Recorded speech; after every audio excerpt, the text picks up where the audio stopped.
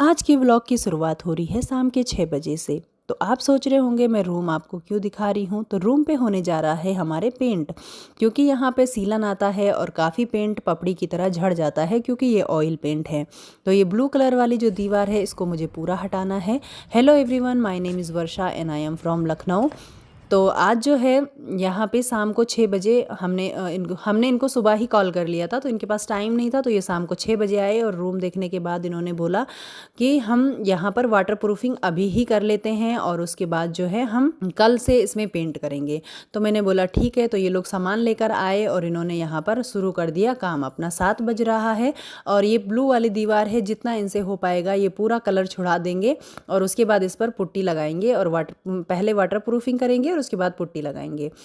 तो यहाँ पे इन्होंने पूरा वाटर प्रूफिंग अभी कर लिया है, क्योंकि अभी रात में ये वाटर प्रूफिंग करेंगे और पंखा चलाकर छोड़ देंगे तो ये सूख जाएगा सुबह तक। फिर सुबह आकर ये इस पर पेंट करेंगे। तो नेक्स्ट डे जो है मैंने सुबह नहा कर पूजा कर लिया है और उसके बाद मैं आ गई थी छत पर कपड़े धुलने के लिए। अब बज रहा है करीब 8:30 और यहाँ पे कल के वीडियो में मैंने आपको बताया था हेयर पैक लगाना। तो उसके बाद जो है मैंने रात में हेयर ऑयल लगा लिया था अच्छे से और अब मैंने हेयर वॉश कर लिया है। तो आप देख सकते हैं मेरे बाल काफ़ी अच्छे दिख रहे हैं, शाइनिंग आ रही है बालों में। और मेरे बाल थोड़े से करली हैं तो वो हमेशा करली ही रहते हैं। फिर उसके बाद पेंटर आ गए थे, उन्होंने मुझे पेंट चेक करवाया और ये लोग लग चुके थे अपने काम पर। इनको मैंने चाय भी पिला दी थी, तो ये उसके बाद ही इन्होंने काम शुरू किया। यहाँ पे ये लगा रहे हैं पुट्टी।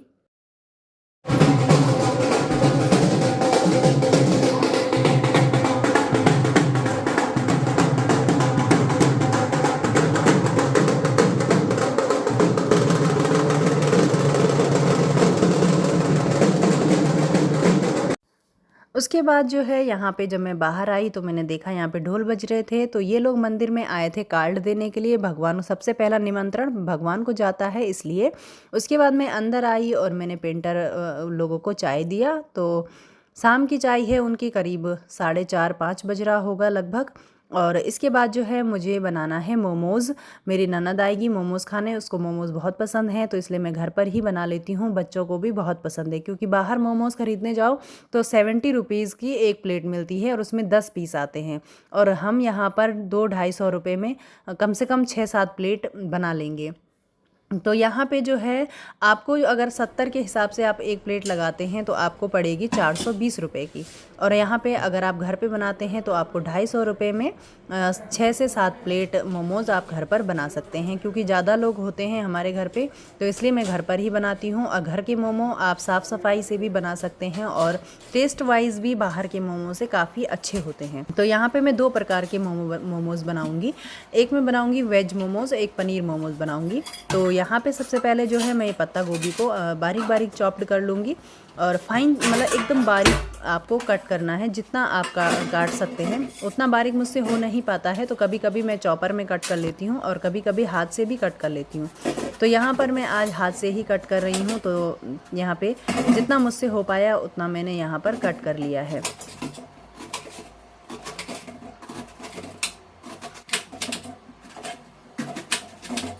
तो सारी पत्ता गोभी को मैंने यहाँ पर कट करके रख लिया है। अब यहाँ पे हम चॉपर में डालेंगे लहसुन और अदरक।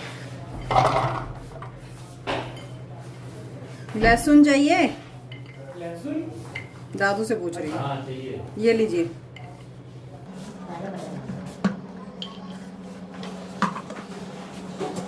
तो यहाँ पे से मैंने थोड़े से लहसुन अपने फादर इन लॉ को निकाल कर दिए हैं। जो मतलब थोड़े पतले पतले पीसेस थे वो मैंने निकाल कर दिए हैं, क्योंकि उनको खाने में इजी रहेगा। वो कच्चा लहसुन खाते हैं, हार्ट के लिए कच्चा लहसुन अच्छा होता है, इसलिए वो खाते हैं।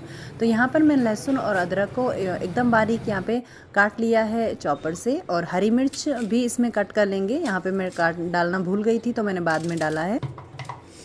उसके बाद हम यहाँ पर करीब आधा किलो प्याज भी कट कर लेंगे। तो यहाँ पे आधा किलो प्याज मैंने इसलिए लिया है क्योंकि यहाँ पे मेरी 2 फिलिंग तैयार होंगी, एक वेज मोमो की, एक पनीर मोमो की। तो इसलिए मैंने यहाँ पर आधा किलो प्याज काटा है, क्योंकि आधा किलो इसमें 250 ग्राम पड़ेगा ये पनीर मोमो में और 250 ग्राम पड़ेगा वेज मोमोज़ में। तो इसलिए मैंने ज़्यादा काटा है। अगर आप कम बना रहे हैं तो आप कम भी कट कर सकते हैं।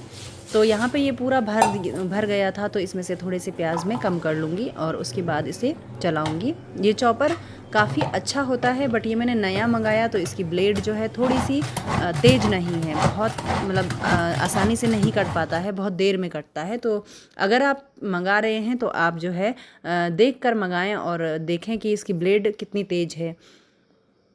उसके बाद जो है मैंने यहाँ पर सारे मोमोज़ कट कर लिए हैं। चॉपर में मोमोज़ के लिए प्याज काटना या वेजिटेबल काटना इसलिए आसान है क्योंकि मोमोज़ के लिए जो है हमें जो वेजिटेबल्स चाहिए होते हैं वो हमें एकदम बारीक कटा हुआ चाहिए होता है उसमें, और इसलिए तो हाथ से उतना बारीक कट नहीं पाता है।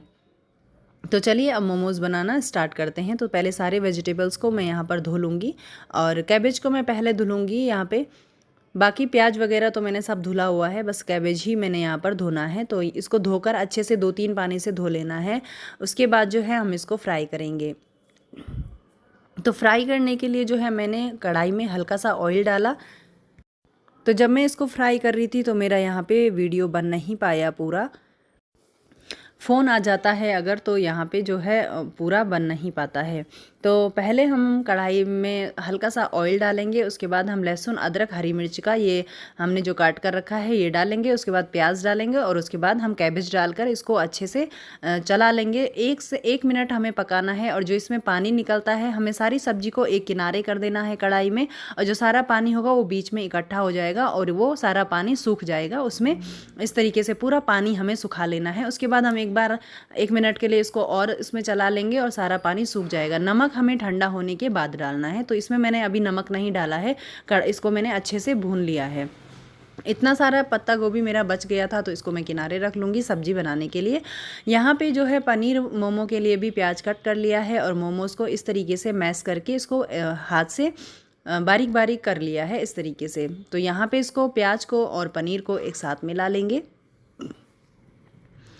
इसमें जो है डालना है थोड़ा सा काली मिर्च, 1 टेबल स्पून जितना। मैं यहाँ पर हर चीज़ अंदाजे से ही डालती हूँ। यहाँ पे मैंने 1/2 टेबल स्पून जितना नमक डाला है 2 बार। अब इसको मिक्स कर लेंगे, बस इतना ही हमें पनीर मोमो के लिए चाहिए होता है। तो इसको अच्छे से मिक्स कर लेंगे और इसको हमें कढ़ाई में तेल डालकर भूनने की ज़रूरत नहीं पड़ती, इसको हमें ऐसे ही फिल करना है मोमोज़ के अंदर।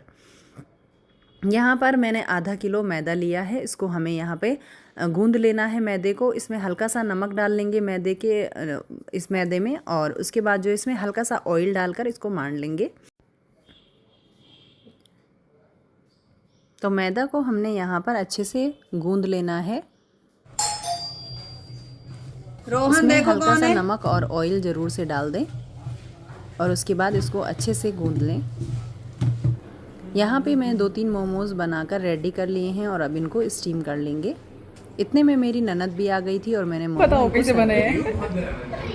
कैसा बना माशा? सुपर। कैसा बना रोहन? तो 1 राउंड मोमो मैंने स्टीम कर इन लोगों को खिला दिया है और दूसरा मैं यहाँ पर स्टीम करने जा रही हूँ। तो यहाँ पर जो है लास्ट मोमोज़ मेरे स्टीम हो रहे थे और यहाँ पर मैं किचन की साफ़ सफाई करने लग गई थी क्योंकि किचन मेरा काफ़ी मैसी हो गया था। क्योंकि मोमोज़ बनाते समय काफ़ी टाइम टेकिंग होता है मोमोज़ बनाना, तो मैसी हो गया है किचन काफ़ी सामान इधर से उधर करने में, वेजिटेबल्स वगैरह कट करने में। तो फिर मेरी ननद ने बोला कि मुझे चाय पीनी है, चाय पिला दो। तो उसके बाद जो है मैंने चाय बनाया। अब बज रहा है रात के करीब 9 बजे मैंने यहाँ पर चाय बनाई और मैंने 5 बजे मोमोज़ बनाना स्टार्ट किया था और 9 बजे तक मैं यहाँ पर मोमोज़ बना ही रही थी। क्योंकि अकेले बनाना होता है तो टाइम बहुत ज़्यादा लगता है, क्योंकि उसमें हर चीज़ आपको खुद से ही करनी होती है, कोई हेल्प नहीं होती है आपके साथ, तो इसलिए बहुत टाइम लगता है। अभी भी किचन काफ़ी मैसी है और जो बर्तन इतने ज़्यादा हो गए हैं कि सुबह जब काम वाली आएगी तो बहुत हल्ला करेगी क्योंकि पता नहीं क्या बनाया। बहुत बोलती है वो कि जब ज़्यादा बर्तन हो जाते हैं, और जब कम होते हैं तो कुछ नहीं बोलती है, तब मुस्कुरा के चली जाती है।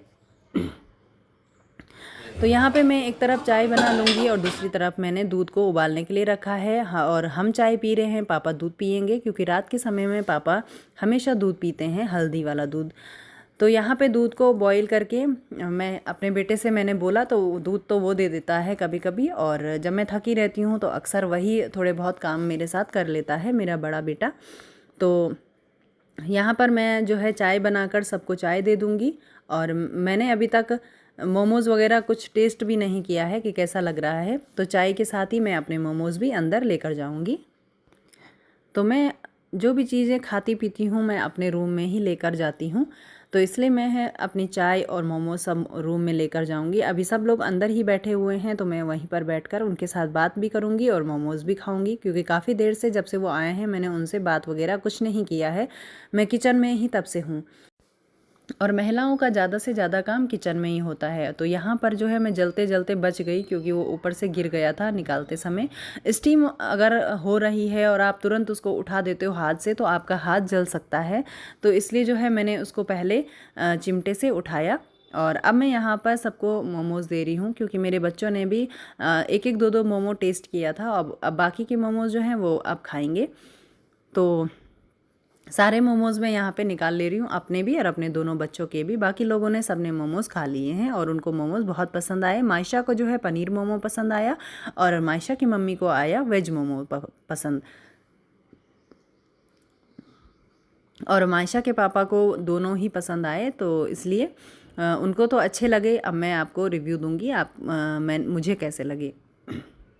तो यहाँ पर चाय छान कर मैंने पापा को दे दिया है, और मैंने अपनी भी चाय छान ली है यहाँ पे, और अपने दोनों बेटों की भी मैंने यहाँ पर चाय छान कर उनको दे दिया है।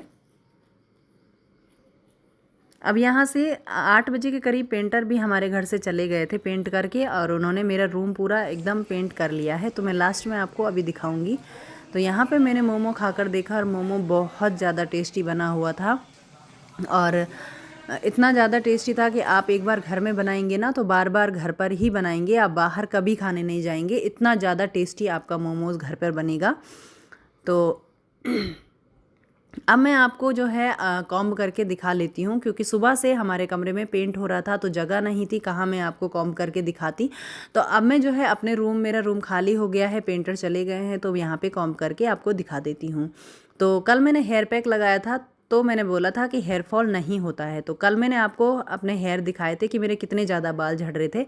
अब मैं आपको दिखाती हूँ। हेयर पैक लगाने के बाद आप देख सकते हैं कंघे पे एक भी बाल नहीं आया है, आए हैं बट 2-3 बाल आए हुए हैं। और इस तरीके से ये देख सकते हैं आप, 2-3 बाल ही मेरे यहाँ पर हेयर पैक लगाने के बाद झड़े हैं।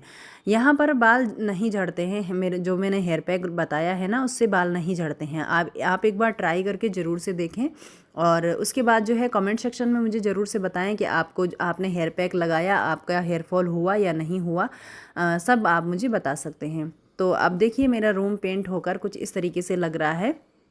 तो यहाँ पर बच्चे पढ़ाई कर रहे थे, तो वो मेज वगैरह सब यहीं पर छोड़कर चले गए हैं। अभी रूम की साफ़ सफाई होना बाकी है। जो यहाँ पर धूल मिट्टी ये सब पड़ा हुआ है, ये सब अभी मुझे यहाँ पर साफ़ करना है। तो रूम कैसा लग रहा है आप मुझे कमेंट करके बताएं।